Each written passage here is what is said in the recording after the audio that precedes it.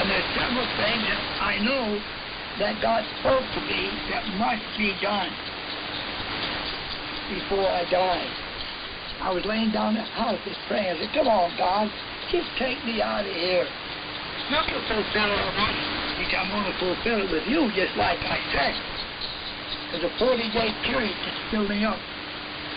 And I will speak the wording, and when I do, in that 40-day period of time, I'm doing it again. I'm not telling you about it, but only that's if I kept quiet about it. Because if it don't come fast, then you will remember that I'm not the prophet of God. And if it does come to pass, it'll almost be too late then for you to recognize that God sent you the message. 40 days, and the United States will be no more.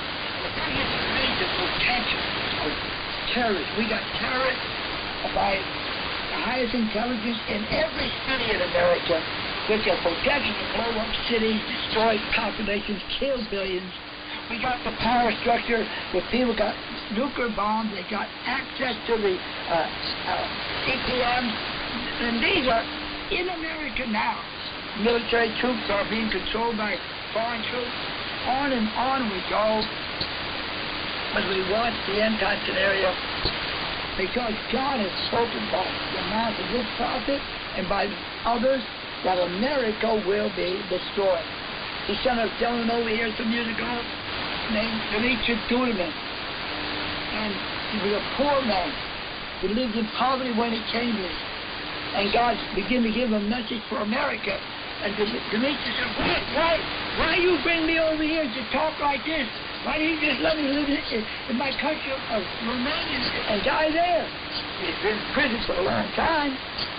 But God said, here's why I brought you over here. And he showed him visions and dreams. And he wrote a book and he preached a message. America will burn.